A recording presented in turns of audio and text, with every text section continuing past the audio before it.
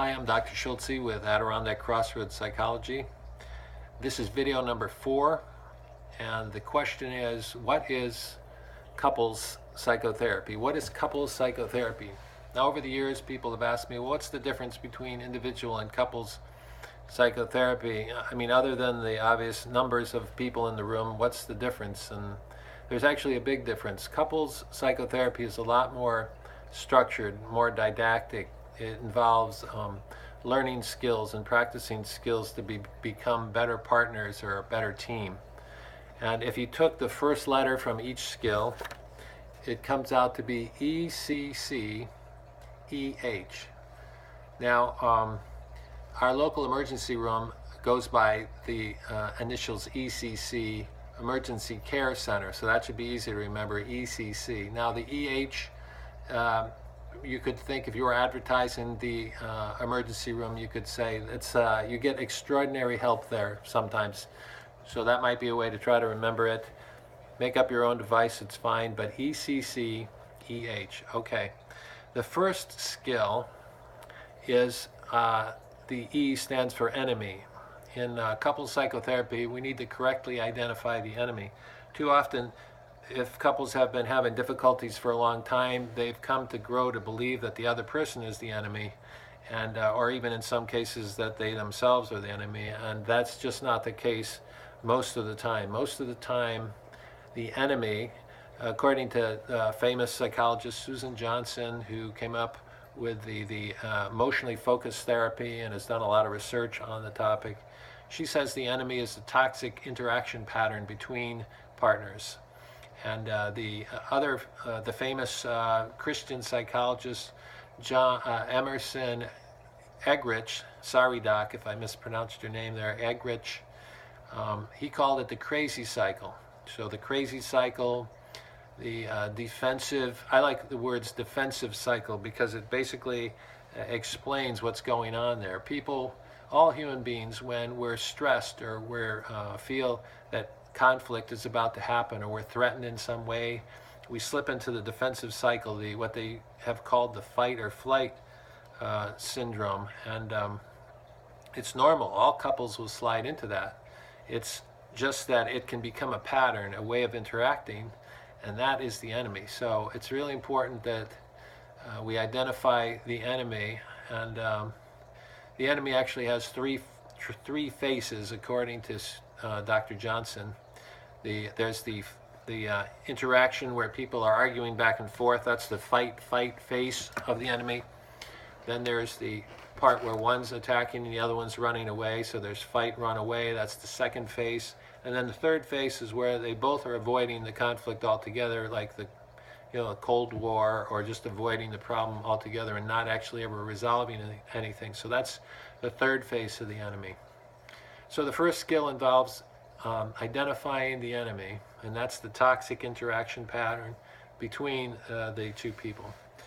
The second skill is to catch the cycle before it gets rolling, to catch the enemy before it gets momentum, and that has two sub-skills to it.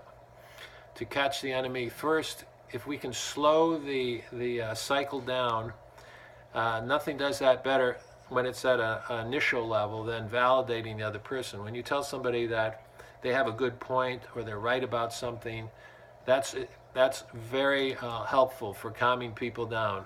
And the second sub-skill under catching the momentum or catching the enemy from going forward too much is taking a time out. And that in itself is a skill. A timeout needs to be done in a respectful way, and it needs to have a future orientation where you identify a time where you can get back together, because unfortunately sometimes people will take timeouts and then not ever get back to the issue. And you have to be realistic about the timeout. You have to make it long enough so that a grown-up can calm down. And that takes, you don't want to come back in 5 minutes and expect yourself to be all calm and focused again, because for most people it takes at least an hour or so to calm down thoroughly.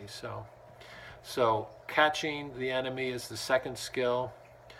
The third skill, the second C of the ECC, is to counteract the enemy, and involves several sub-skills.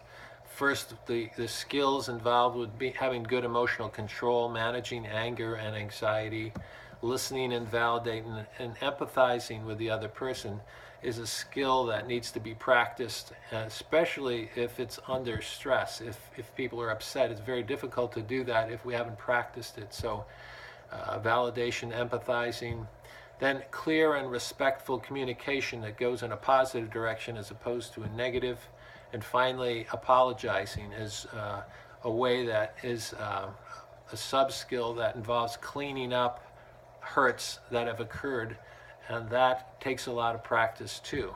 Even for grown-ups, it takes a lot of practice. So those are the 3 skills. Now the E, the next E, ECCE, stands for extra sensitive.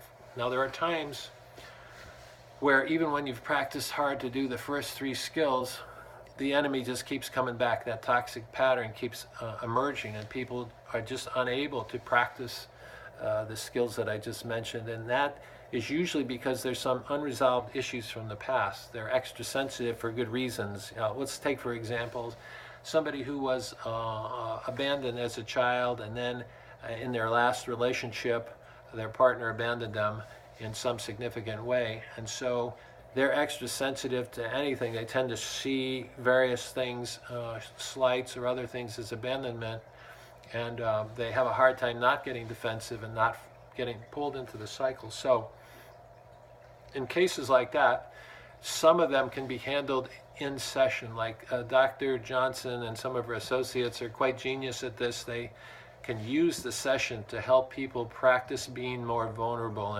and getting a new take on the situation and having a new experience with the partner, which is excellent when it can be done.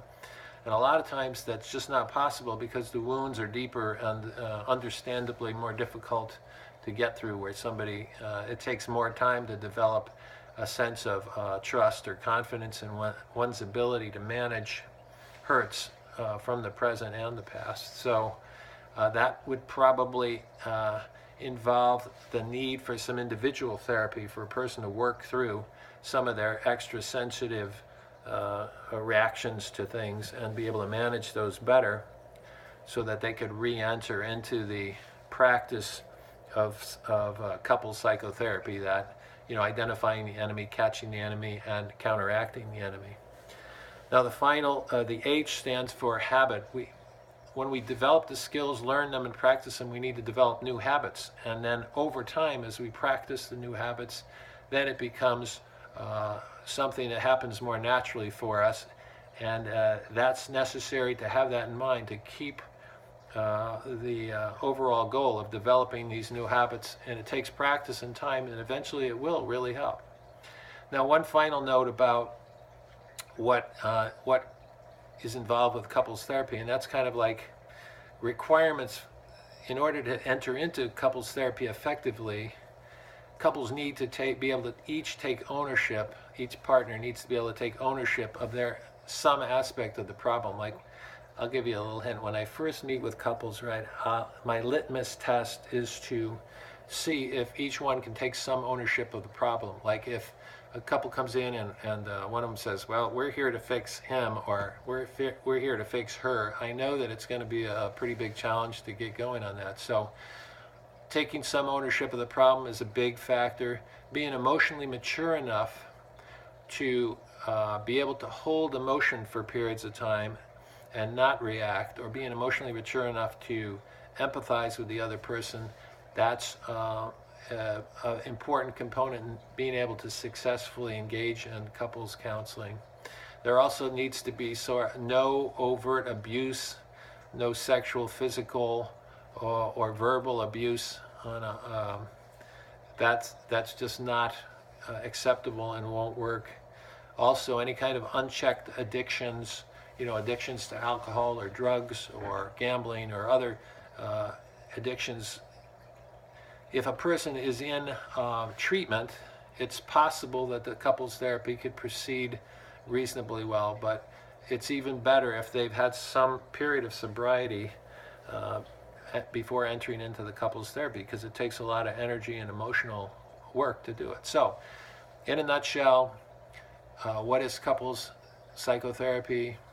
It's identifying the enemy, catching the enemy before it gets rolling, counteracting the enemy with a variety of important people skills. And there may be times where people have extra sensitivities that need to be worked through either in the session, understanding that it would involve being vulnerable and whatever, but more likely, and at least in a lot of cases, some individual psychotherapy if there are some extra sensitive topics that just are unavoidable, and finally developing good habits by practicing all these skills above.